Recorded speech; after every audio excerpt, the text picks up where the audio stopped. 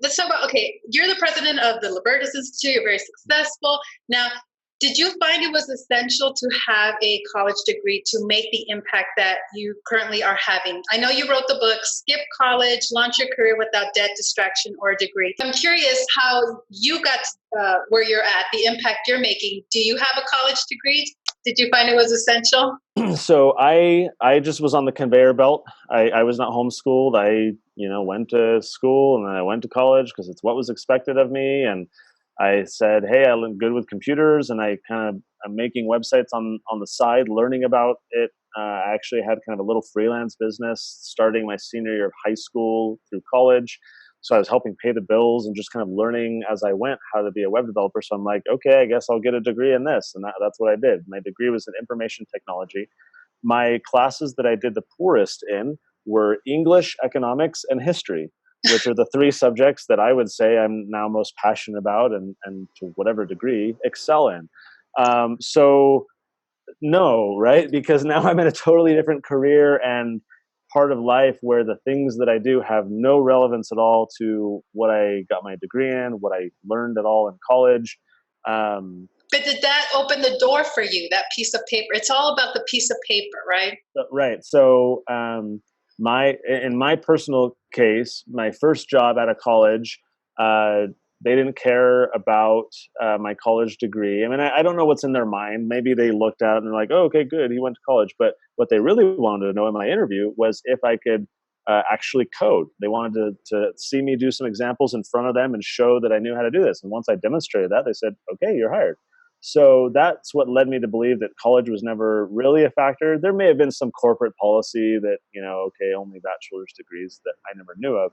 But once I got that first job, every subsequent job never questioned or cared about my college experience. They just want to know about my last job, right? They wanted to know, like, okay, what can you do now, and how far have you progressed, and how advanced are you, and what can you actually do? So in my personal career as a web developer, it was always about my portfolio. It was about what I had accomplished and what I could actually demonstrably show that I knew how to do, not the piece of paper that I got. And as I say in the book, Skip College, and the book is actually a compilation of chapters from a number of other people as well. So I think what we collectively say in that book is sure, there are careers for which, you're going to have to go to college.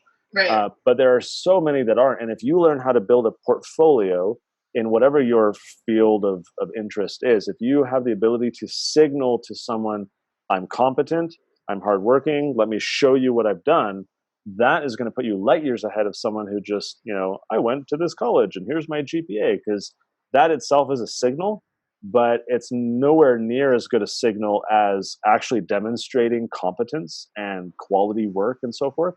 And so the more you can build that signal by actually showing your ability to do things, you're going to far outpace those who go to college, especially in the internet era, right? And the society we now live in. So many companies are now dropping their college requirement because they're recognizing that it's not really the sifting criteria that it once was.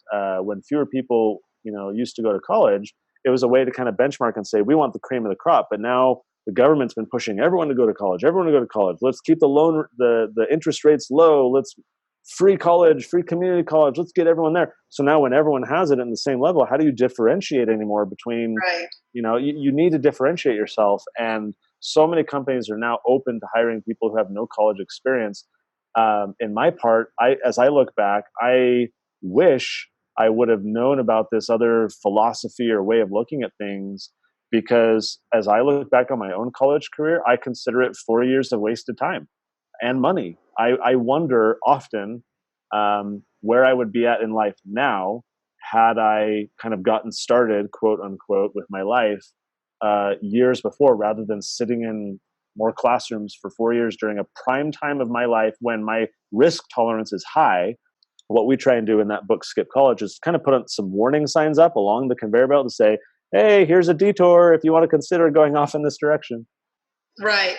And I think, like you mentioned, you didn't really know what this interest until later on. So I think a lot of 17, 18-year-olds, they don't know what Mm. their passion is going to be. So I hear you kind of saying focus on a skill versus just going through that conveyor belt, right? Something you could fall back on and take those risks. Because I don't think a lot of people know at that age what they want to be passionate and I think do. that's exactly right. And as I think about my own children, what I will be doing, and we talk about this in the book as well, is apprenticeships, right? Mhm. Because they don't know, rather than sitting in a classroom and saying, I'm going to invest all my time and my money for years into this one career field in the hopes that once I get into that career field, I'll like it and not be miserable. Well, Right. what if instead you spent a whole year doing week-long apprenticeships with different friends in your neighborhood or your church or your family, and you just job shadow and say, can I just come to work with you for a few days this week and just observe what you do? I'll be totally quiet, whatever, right? And so I'm going to line all of these up for my kids when they're teenagers so that they get exposure to, like, hey, look, if you were a occupational therapist, here's what that would be like, right? Or if you were a plumber, here's what that would be like. And just giving them the ability to get so much exposure to different things, it's going to make them much more informed about, like, hey, that was really interesting to me, or I'd like to learn more about that, rather than a crapshoot, which many kids often do right now.